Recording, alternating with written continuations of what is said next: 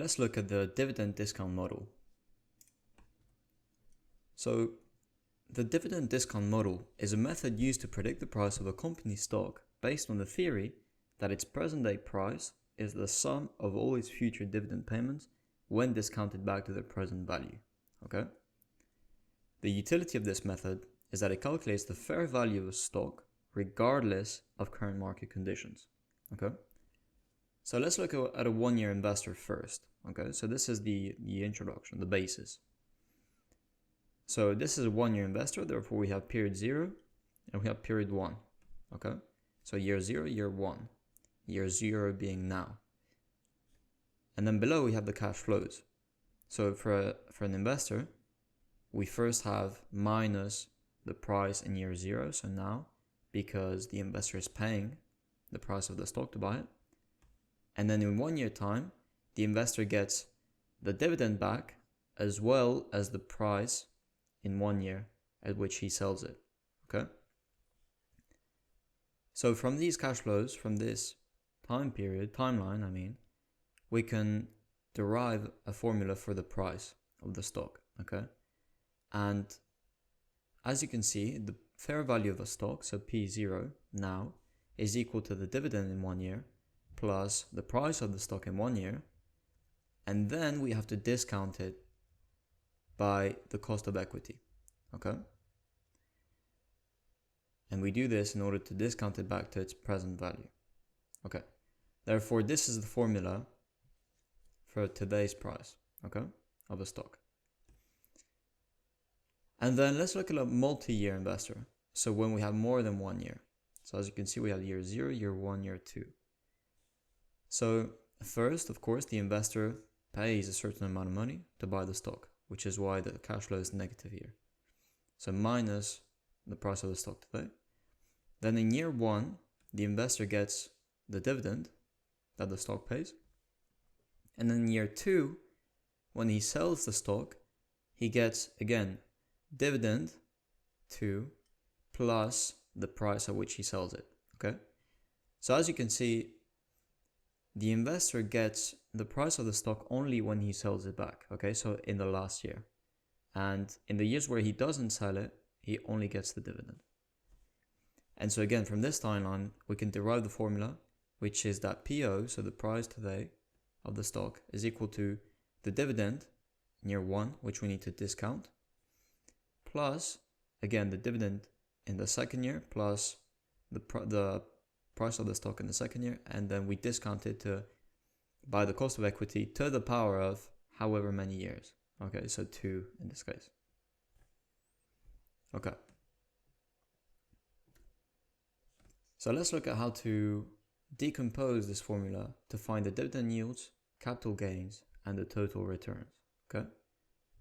So remember, this is the formula that we looked at before. Okay. So for a 1 year investor. So for a 1 year investor, this is the formula to calculate the fair value of a stock today. Now we can rearrange this formula to find RE, okay? So the cost of equity. Now, in order to find the cost of equity, I'll show how to derive it over here. So we bring 1 plus RE to the other side, which gives us something like this. Then we have 1 plus RE, and we bring PO on the other side. So then we get dividend 1 plus P1 over P0. And then the only thing to move again is 1, so we can isolate RE. And so the cost of equity, RE, is equal to the dividend in year 1 plus the price in year 1 over price in year 0 minus 1. Okay? So this is how you get the formula. Okay, excellent. And then once we get this, we can further decompose it by isolating each variable. So as you can see, we can first take only the dividend over P0. And so this would be the dividend yield, okay? So the dividend divided by the initial price gives you the dividend yield. And then you can also isolate P1 minus P0 over P0, and as you can see, this is going to give us the capital gain rate, okay? So this is basically the difference in price, okay, when it rises.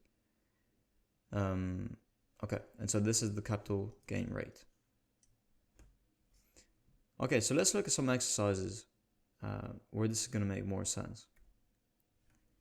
So this exercise reads, Orden Corp has a current price of $64 and will pay a dividend of $2.15 in 1 year. And its equity cost of capital is 11%. What price can you expect it to sell for right after paying the dividend in 1 year in order to justify its current price? Okay. Now what I recommend doing always first is to write down what we know, the variables we know. So first it says a current price of $64. So the current price we know is P0. And so the current price is $64. Then it will pay a dividend of 2.15 in 1 year. So we know that dividend 1 is equal to 2.15. And finally, its equity cost of capital, so RE, is equal to 11%. Okay? Right, so this is all we know. And then it says, what price can you expect it to sell for right after paying the dividend in 1 year? So it's asking what price can you sell it for in 1 year? So what it's asking us to find out is P1. Okay? Okay. Now, let's write down the formula that we looked at before. The formula we had was that the current price was equal to the dividend that you would get in 1 year plus the price in 1 year over 1 plus the cost of capital. So we can rearrange this formula for P1 and then calculate P1, okay? So let's write down what we know. So 64 was the current price is equal to 2.15, the dividend, plus P1 over 1 plus 0.11, okay? So 11% decimal places. So then let's solve this equation. So 64 times 1.11 is equal to 2.15 plus P1. So 64 times 1.11, let's see what that gives us. So we get 71.04. And then we can put the 2.15 on the other side. So minus 2.15 is equal to P1. And so this should give us that the price in 1 year is equal to 68.89. Okay? Excellent. So this is the price that you can expect it to sell for right after paying the dividend in 1 year in order to justify its current price. Very good. And what about this exercise? This exercise reads, Donner Inc. has a current price of $27. It's expected to pay a dividend of $2 in 1 year, and its expected price right after paying that dividend is $28. Okay, let's write down what we know first. So the current price, P0, is 27. A dividend in 1 year, so div 1, is equal to $2. And its expected price right after paying that dividend, so because that we paid that dividend in 1 year, we know that this is the price in 1 year. So P1 is 28. Part A says, what is Donner's expected dividend yield? So remember, we need to look back at the decomposed formula, okay? So this bit here. So let's write this down. So we said that rearranging the initial formula we had, we could get that the cost of capital was equal to the dividend 1 over the initial price. This is the dividend yield.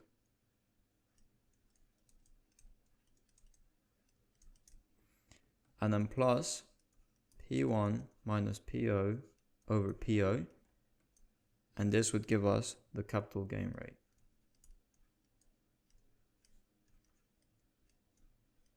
Okay.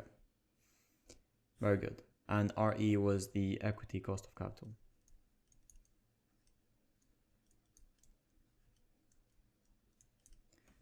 Excellent. So let's plug in the numbers. So we had that RE, so the cost of capital, was equal to dividend 1, 2, over P0, so 27, plus P1 minus PO over PO. Okay. So then this would give us that the cost of capital is, right, so let's see what the dividend yield is. So 2 divided by 27. So the dividend yield is 0.074. And the capital gain rate, so 28 minus 27 is 1, divided by 27. We get 0.037. Okay? Excellent. And then if we add these two, we get that the equity cost of capital is 0.11 approximately. Okay. So then for part A, we can say that the expected dividend yield is 0.074. In percentage, that would give us 7.4%. Part B, what is the owner's expected capital gain rate? We know 0.037. In percentage, that gives us 3.7%. And finally, part C, what is the owner's equity cost of capital? 0.11, so 11%. And this is how you solve these exercises. So let me know down in the comments if you have any questions, and I'll be happy to answer.